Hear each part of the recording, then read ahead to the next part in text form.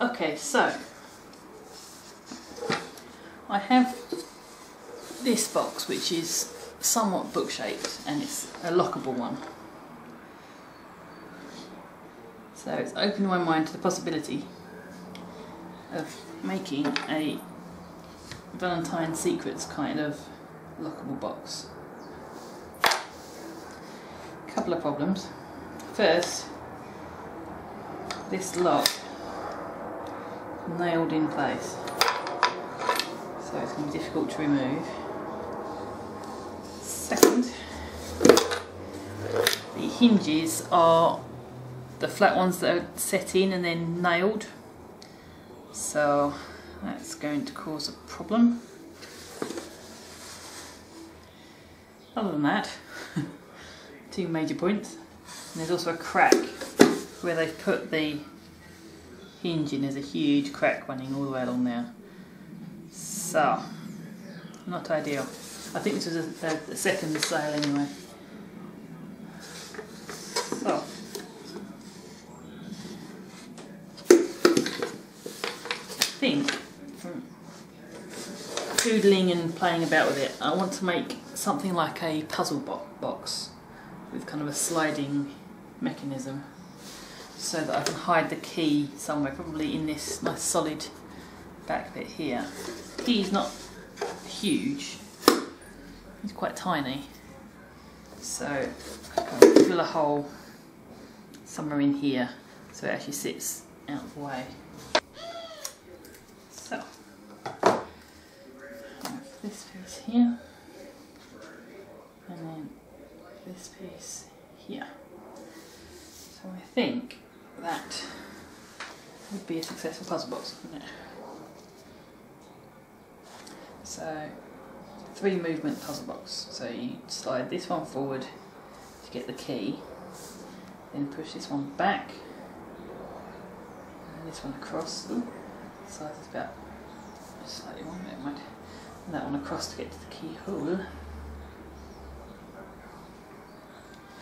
I also need some way to hold them in place. So I think I'm going to try at least to remove these hinges so that I can add some extra layers of veneer on the inside edge just to raise it up slightly. And strips of veneer, they're all kind of odd scraps and bits and pieces, and they're more or less 15mm wide. Some are smaller for variation anyway, so it just adds to the texture of things. And I've also cut a piece of mahogany which is the same width as the gap, and I've cut it in half where the top and bottom meet. So the idea here is to use the box itself as a vice in order to hold things together. So what I'm going to do first is just put some masking tape onto the back side of my insert here, and that's going to be kind of an extra bit of clamping pressure towards the end.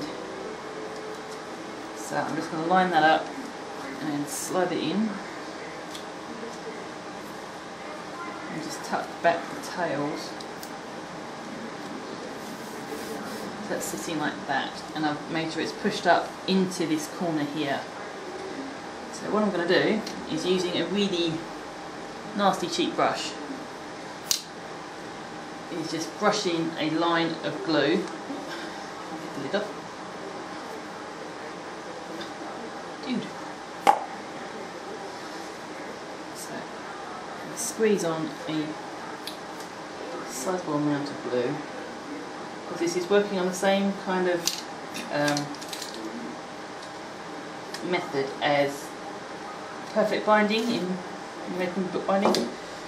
So it's kind of laying out a bed of glue so that the veneer will stick to it, like pages. And that's not good.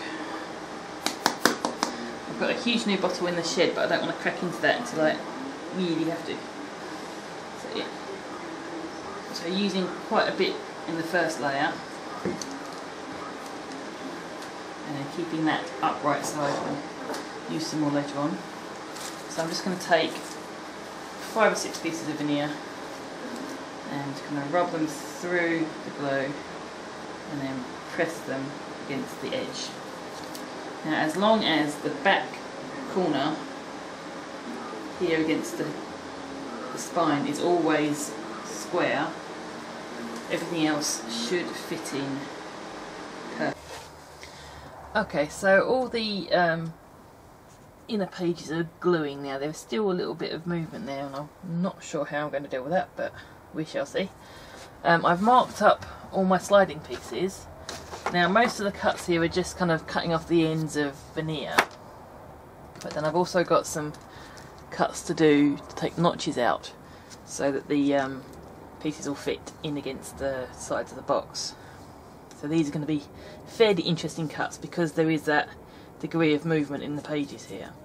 So I've taped around them in hopes that that will support things and also give me a decent line to work from. So yeah, this is going to be interesting. I think for the longer cuts, if I do a couple of kind of relief cuts and then take them off in stages, it might be easier. But I've only got kind of a couple of long cuts and the other ones are fairly short, so hopefully it should be quite easy to do. So I've got my cutting blade in my non-Dremel. I have some concerns because the handle bit moves. It's got a bit of flex to it, so I'm not sure how that's going to affect things. I might end up holding it further back so I've got a bit more control. And I've raised my arm up onto a box here so that I can actually, for the angles, I can actually work at a height rather than trying to stay flat and angle upwards. So, first things first, I'm going to do the easy ones, get my eye in as it were. Now most of these I cut to around about the right length anyway, so there's not much doing, it's mainly the top ones that need. Okay, so I've got these sanded to a point. So now I want to put in the pieces that don't move. And what I'm going to do is use all of them as kind of a clamping mechanism so that I can get everything at least held in square. So this one here stays in place, so I'm just going to remove that and then glue that one in. Being fairly generous, but I don't want it to eke out and stick to everybody else, so generous to a degree. But I think in terms of a unique design, this is pretty unique. And it's pretty ridiculous, but I like it. Okay, so the pages have dried overnight and now I'm building up the outer cover so it sits more naturally above the pages. So I'm just using some scraps of ply. They are the same thickness as the original kind of cover board, just to give it that extra width. And I've got a small issue with, well, actually a large issue, with putting covers on the bottom. These 3 pieces move, so I can't obviously glue them to the cover. So I've only got this one to pin it to, and I need to give it some sort of strength across the joint. So I'm going to do a bit of paper over the top to give it some level of stability at least before I put on the top cover. Now what I've got here is some very thin, this is about 2 or 3 layers there, very thin ply. So I'm going to use that as cover board eventually. So for now I need to glue this extra bit on. Okay, so I've gone round and put a 1-inch pin on the inside edge and outside where the veneer is staying put. So now I've got to work out a way of trapping the pieces so they don't just slide out. So I'm going to push this one all the way back, all the way in, and then drill down a pilot hole. We have to go a little deeper, and then with my third hand push in pin. I want it to go just through the mahogany here and stop this moving, so that's about right. And in order to give it strength both ends, we're going to do another one about here. So I'm aiming for somewhere in the middle of the sliding part, so at least it's got some strength to it.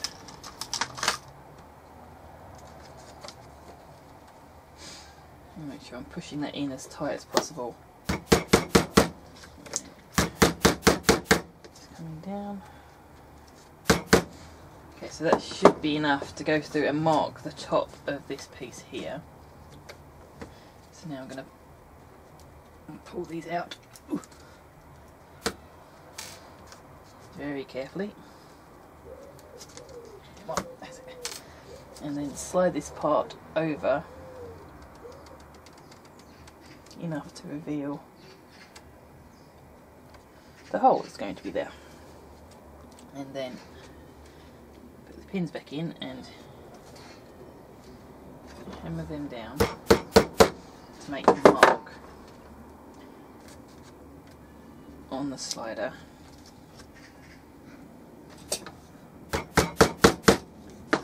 So that when I remove it, hopefully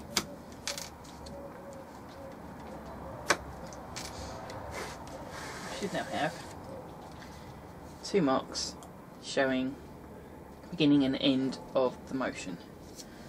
So I just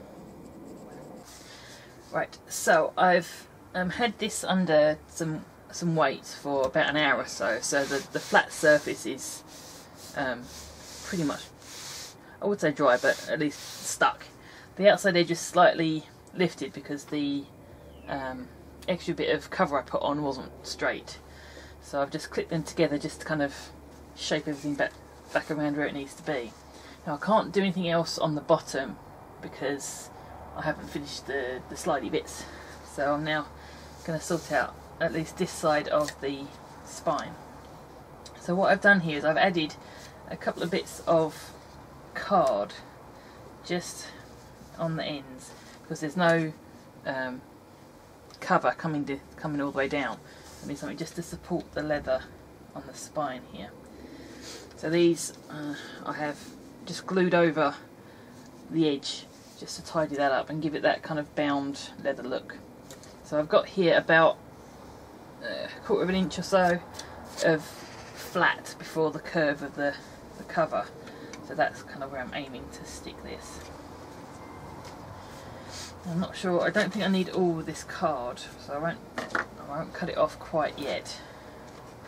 So we'll see what happens. So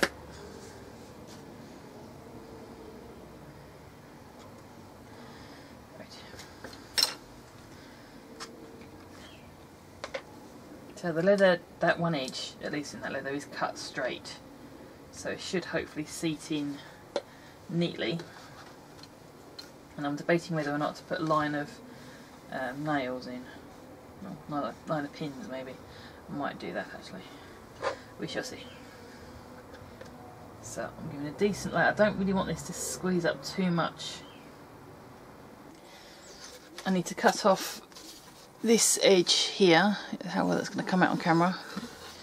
So I just need to get that aligned. So this is a ply, so I can't really whittle it. It doesn't want to whittle. So I'm just going to use the edge of the cover as a guide and just slowly cut through. Yeah, pretty much there. Okay. So it's relatively flat. Okay, so I've just cut an envelope into kind of strips the width of my ruler, not being too particular about it. So I can discard the licky strip, and I've got 3 rings and one that's got a base to it.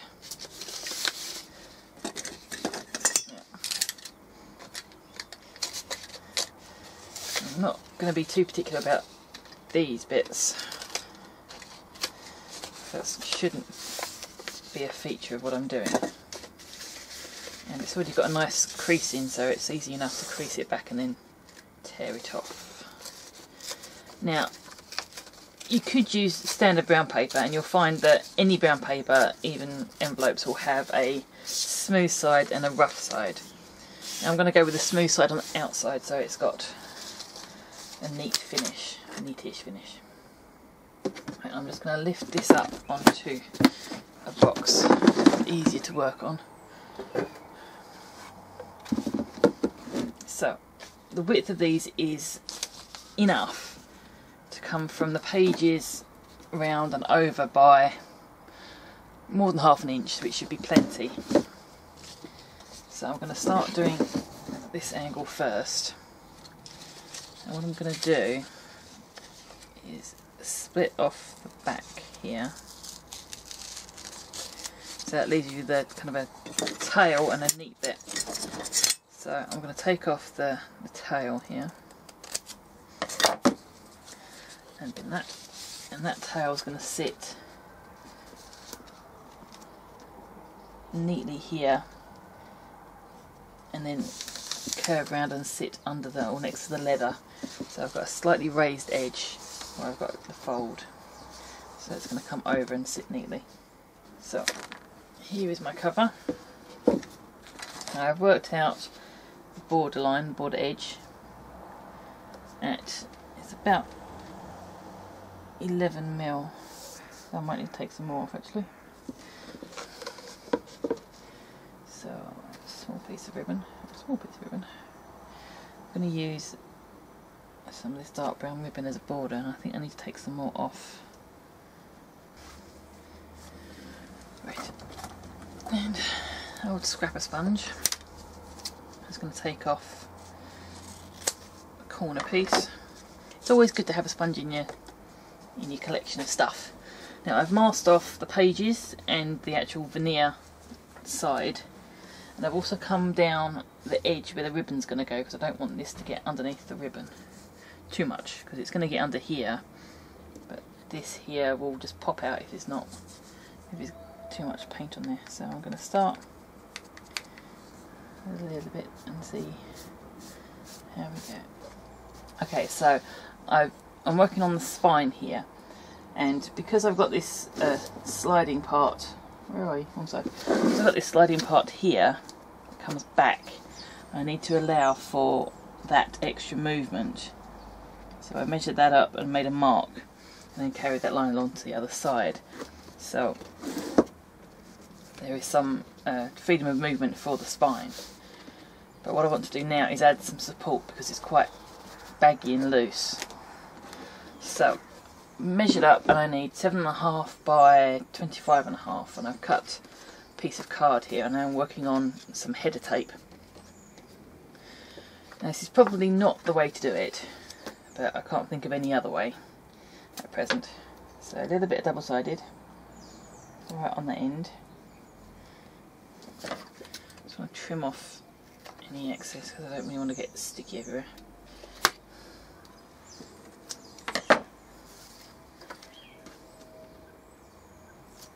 You'll notice if you look at old books, they all have this kind of woven edge.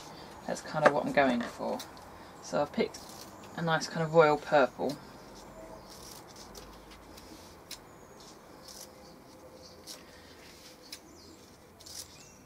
And just cutting 4 pieces that are a couple of inches long. It's not, doesn't have to be too, well, these are actually probably a bit too long for what I need, but easier to cut them long than try and measure them down. So starting from the outside edge, if you can see that, I'm just sticking them good side up onto the card. So one either end, and then 2 in the middle. Now if I had a ribbon that was 3 inches wide and a suitable colour, I'd just use that facing this direction, because the strength in ribbon is along its length, not the width. And if you put it width-wise, you'd end up fraying that quite quickly. So I want another bit of tape on this side.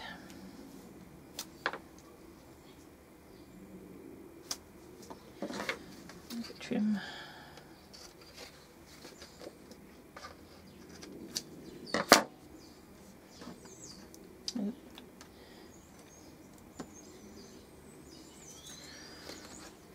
And I want a piece of string. Now any kind of cord will work. You can use the really chunky stuff to get a really kind of big look, but I don't really want it that chunky. Just enough to give the effect rather than anything else. So I'm placing the string just above the tape. So it's just kind of on the tape, only just. And then folding down. And then using a thumbnail to just press against the ribbon so that it's kind of contained. So pile it in with a pin. That seems to work better than many other methods.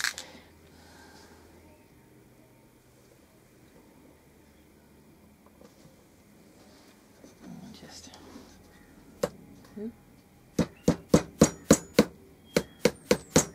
now I've pretty much done all the processes I want to do. I ended up taking out a little bit more veneer for the top of the lock so that would sit neat and not kind of rock on itself. So these edges where the leathers stuck down haven't really settled that well. I think I'm going to have to put a stitch or something in just to hold those. Not too bad. I'm still pretty miffed about the ripply veneer on the back, but I'm kind of stuck with that now. So, got a nice smooth front, that's fine. Haven't done the lining yet, I'll get round to that. It's not really something that needs to be rushed into, but I want to do something on these pages because they're just a little bit boring. So I'm going to try and kind of gild them, or at least make it look like they're gilded. So, a little bit of gold.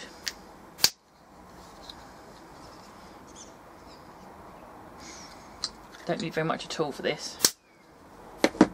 And I'm going to use a sponge. It's still damp. And actually, why does that? I don't want to really layer this on thick. If it looks like it's going to look like a slightly old and worn book, which is fine. So, I'll show you some